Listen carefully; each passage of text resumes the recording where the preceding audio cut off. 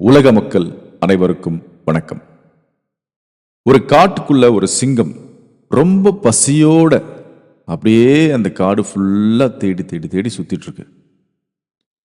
அதுக்கு முன்னாடி சின்ன சின்ன விலங்குகள், இந்த முயல், அணில், இந்த மாதிரி சின்ன சின்ன விலங்குகள், சொல்ல குரங்கு, இந்த மாதிரியான விலங்குகள்லாம் அது கண்ணு முன்னாடி வந்து போரு. ஆனா அதை பார்த்துமே அந்த பசியோட இருக்கிற அந்த சிங்கத்துக்கு அவங்கள வேட்டையாடணும்னு தோணலை, சாப்பிடணும்னு தோணலை. அப்படியே தன்னை ஒரு மாதிரி கண்ட்ரோல் பண்ணிக்கிட்டு அப்படியே நடந்து நடந்து மெதுவாக போகுது. அங்கே ஒரு அழகான ஒரு நதி ஒன்று ஓடிட்டு இருக்கு. அந்த நதிக்குள்ளே போகுது. அந்த நதிக்குள்ளே இறங்கி அந்த நேரத்துக்கு தன்னுடைய வயிறை நிரப்புறதுக்காக கொஞ்சம் தண்ணி குடிக்குது. தண்ணி குடிச்சிட்டு மறுபடியும் அதே மாதிரி எங்கேயோ போகுது. ஒரு பசிக்காக எங்கேயோ போயிட்டு இருக்கு. அப்போ அதோட முடியல, நடக்க முடியல. போயிட்டு ஒரு ஓரமாக ஒரு நிழல்ல ஒரு மரத்தடிக்கிட்ட போய் படுத்துக்குச்சு. அதுக்கப்புறமா அந்த சிங்கத்தால் எந்த ஒரு எனர்ஜியுமே இல்லாமல் ரொம்ப பசியின் வேதனையோட அப்படியே படுத்துட்டு இருக்கு. அப்படி படுத்துட்டு இருக்கிற அந்த சிங்கத்துக்கு முன்னாடி நான் சொன்னல இந்த சின்ன சின்ன விலங்குகள், அந்த விலங்குகள் எல்லாமே அது முன்னாடி விளையாடுது, ஓடுது. ஆனால் அப்பவும் அதை வேட்டையாட தோணவே இல்லை. கொஞ்ச நேரம் ஆச்சு, சில மணி நேரங்கள் ஆச்சு. அப்போ திடீர்னு பார்த்தோன்னா ஒரு இடத்துல புள்ளிமான்கள், சில பெரிய பெரிய விலங்குகள் அப்படியே மெதுவாக வர ஆரம்பிக்குது. அந்த நதிக்கரை ஓரமாக அந்த தண்ணி குடிக்க அந்த மாதிரிலாம் வருது அந்த மான்கள்லாம். அது வரைக்கும் சும்மா படுத்துட்டு இருந்த அந்த சிங்கம் அந்த மான்களை பார்த்த உடனே திடீர்னு எழுந்து ஒரு பாஞ்சு போய் அந்த மானை பிடிச்சி எடுத்து கொண்டு அந்த மரத்தடியில் போட்டு, ஒரு எனர்ஜியே இல்லாத ஒரு சிங்கம் அந்த எனர்ஜி எப்படி வந்ததுன்னு தெரியாம போய் நின்று அதை வேட்டையாடிச்சு. கொஞ்சம் கொஞ்சமா பிரிச்சு மேஞ்சி ரசிச்சு ருசிச்சு சாப்பிட ஆரம்பிச்சிச்சு. நாம நம்மளோட வாழ்க்கையில என்ன பண்ணணுன்றது இந்த சிங்கத்தோட கதையில நீங்க எடுத்துக்கலாம். நம்ம கண்ணு முன்னாடி 1000 விஷயங்கள் இருக்கும். நம்ம ஒரு வாழ்க்கையில வாழ போறோம், இந்த விஷயத்தை தான் வாழ போறோன்றது நம்ம ஒரு முடிவு பண்ணி வச்சிருப்போம்.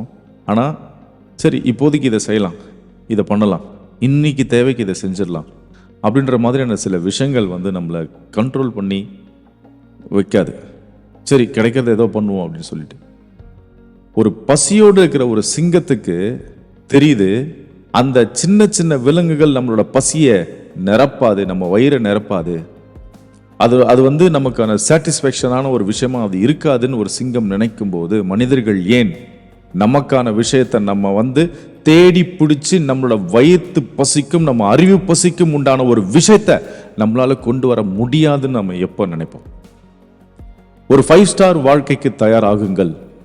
அதுதான் இப்போ நம்ம பேசிட்டு இருக்கிற விஷயம்.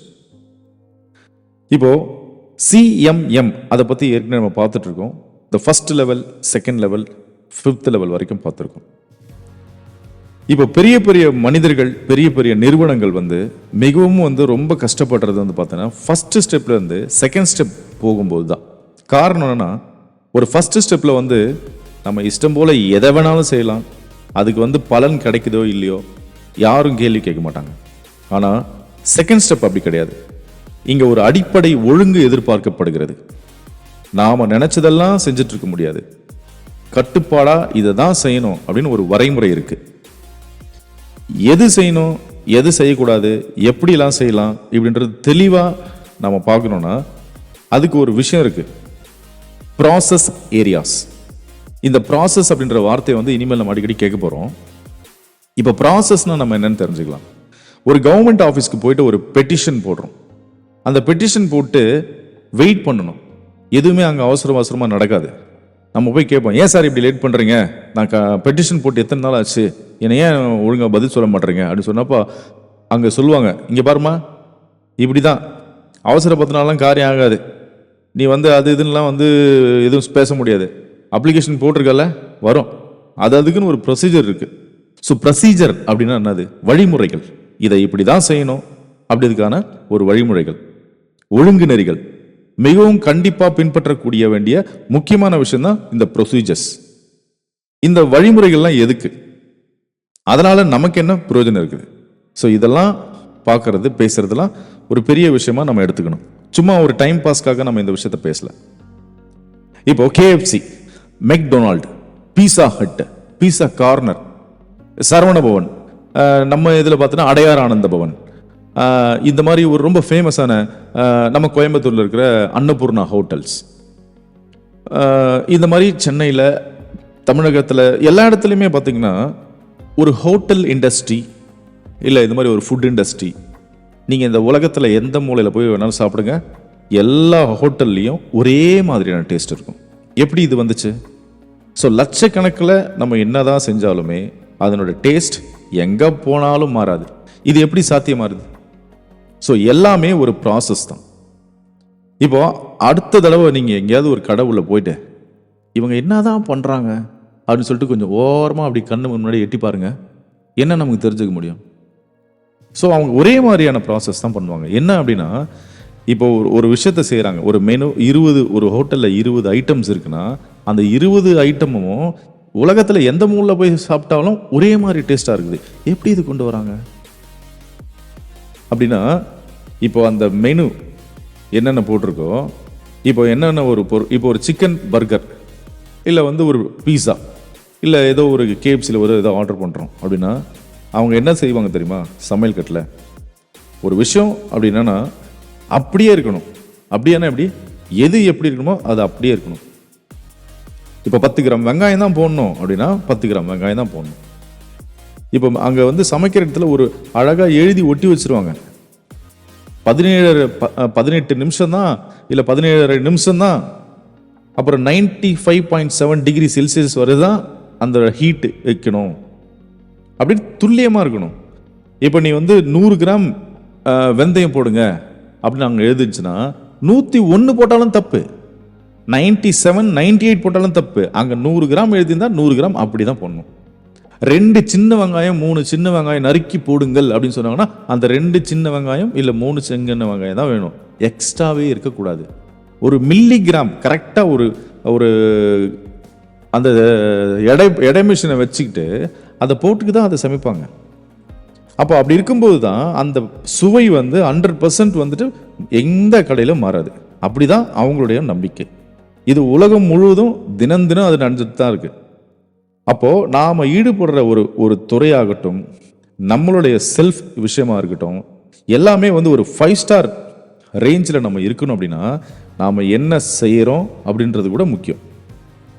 ஆனால் எப்படி செய்ய போறோம் அப்படின்றது மிக மிக முக்கியம். ஸோ செகண்ட் ஸ்டெப்பில் நம்ம வந்து இந்த ப்ராசஸ் ஏரியா அப்படின்றத பற்றி நம்ம நிறைய படிக்க போகிறோம். இப்போ ஒவ்வொரு ஸ்டெப்புக்குமே வந்து இந்த ப்ராசஸ் ஏரியா அப்படின்றது ஒரு சமையல் செய்முறையில் மட்டுமே கிடையாது, எல்லா விஷயத்துலையும் அது இருக்குது. இப்போ நம்ம வந்து ஒரு ஃபஸ்ட்டு ஸ்டெப்லேருந்து செகண்ட் ஸ்டெப்புக்கு போகிறோம் அப்படின்றது வந்து எப்போ நம்ம தெரிஞ்சுக்கப்போம் அப்படின்னா, இந்த ப்ராசஸ் அப்படின்னா என்ன, நம்ம ஃபஸ்ட்டு செய்கிற இந்த ப்ராசஸில் நம்ம சாட்டிஸ்ஃபேக்ஷன் ஆகிட்டோமா இப்படிலாம் பார்த்துட்டு தான் நெக்ஸ்ட் ஸ்டெப்புக்கே நம்மளால போக முடியும். இப்படி ஒவ்வொரு ஸ்டெப்புக்குமே ஒவ்வொரு விஷயங்கள் இருக்குது. இப்போ உண்மையாக இப்போ நம்ம சொல்ல போனால் இந்த ப்ராசஸ் ஏரியா அப்படின்றது ஒரு விஷயம், ப்ரொசீஜர் அப்படின்றது ஒவ்வொரு விஷயம். எந்த ஒரு விஷயத்தை எடுத்துக்கிட்டாலுமே நமக்கு என்ன தேவை, நமக்கு அறிவுக்கு எட்டின விஷயங்கள் என்ன, நம்ம எந்த விஷயத்த செய்ய போகிறோம், அப்படி செஞ்சோம் அப்படின்னா அதுக்கான முயற்சிகள் என்ன நம்ம செய்யணும். ஸோ ப்ரீ பிளான்ட் ஒர்க் நம்ம என்னென்னலாம் பண்ணணும். இது நம்ம பண்ணதுன்னா நமக்கு உண்டான ஒரு விஷயங்கள் நமக்கு முழுமையாக கிடைக்குமா? இப்போ எப்படி ஒரு சிங்கம் வந்து தன்னோட வயத்துக்கு தேவையான ஒரு பெரிய பெரிய மிருகங்களை தேடி வெயிட் பண்ணி அடித்து தூக்குதோ, அதே மாதிரியான விஷயங்களை மட்டும்தான் நமக்கு என்ன விஷயங்கள்ன்றது வேணுன்றது நம்ம தெளிவாக முடிவு பண்ணி அதுக்கப்புறம் ஒரு விஷயத்தில் இறங்கணும். That is a procedure and process area. So இந்த ப்ராசஸ் ஏரியாவும் ப்ரொசீஜர்ஸும் நம்ம எப்போ நம்ம வாழ்க்கையில் மெயினாக நம்ம வந்து பயன்படுத்த ஆரம்பிக்கிறோமோ அப்போ நம்ம இந்த 5 ஸ்டார் வாழ்க்கைக்கு தயாராகுங்கள் அப்படின்ற மாதிரி ஒரு வாழ்க்கைக்கு நம்ம கண்டிப்பாக போய் தான் ஆகும். யாருக்குங்க விருப்பம் இருக்காது ஒரு லக்ஸரி ஃப்ளாட், லக்ஸரி ஒரு பிளாட்டு, அழகாக ஜம்முன்னு ஒரு பெரிய இடத்த வாங்கி அந்த இடத்துல ஒரு பெருசாக ஒரு வீடு கட்டி ஒரு நல்ல ஒரு பிரம்மாண்டமான கார்கள், பிரம்மாண்டமான ஒரு ஃபர்னிச்சர்ஸ், டெலிவிஷன், வீட்டுக்கு தேவையான பொருட்கள், வீட்டு உள்ள நுழைஞ்சாவே அப்படி ஒரு பிரமாதமான லைட்டிங்கு, ஒரு நல்ல ஒரு விஷயங்கள். இப்போ பார்க்க ரொம்ப அழகாக இருக்கிற ஒரு பொண்ணு, இதெல்லாம் யாராவது விரும்ப மாட்டாங்கன்னு சொல்லுவாங்களா? ஸோ அதுதான் ஒரு 5 ஸ்டார் தரம் அப்படின்றது. 5 ஸ்டார் தரம்ன்றது ஒரு சாதாரணமான ஒரு கிராமத்தில் இருந்து மேலே போகக்கூடிய எல்லாருக்குமே அந்த வாய்ப்புகள் இருக்கு. அந்த வாய்ப்புகளை நம்ம மட்டும்தான் உருவாக்கி கொள்ள முடியும். அப்போ அந்த உருவாக்கக்கூடிய விஷயங்களை நம்ம படிப்பு மூலமாக தெரிஞ்சிருப்போம், அனுபவம் மூலமாக தெரிஞ்சிருப்போம், புத்தகங்கள் மூலமாக தெரிஞ்சிருப்போம், மற்றவங்களை பார்க்கறது மூலமாக தெரிஞ்சிருப்போம். ஸோ இந்த 5 ஸ்டார் தரம்ன்ற வாழ்க்கையை உலகத்தில் உள்ள ஒவ்வொரு மனிதர்களுமே வாழ முடியும். வாழ முடியாதுன்னு சொல்றவன் கண்டிப்பாக இந்த உலகத்தில் வாழவே கூடாது அப்படின்றது தான் நம்ம சொல்கிறோம். ஸோ முயற்சிகள், நாம் எடுக்க போகிற முயற்சிகளும் பயிற்சிகளும் 5 ஸ்டார் தரத்தை உருவாக்கும் என்ற நம்பிக்கையோட அடுத்த எபிசோடில் சந்திப்போம்.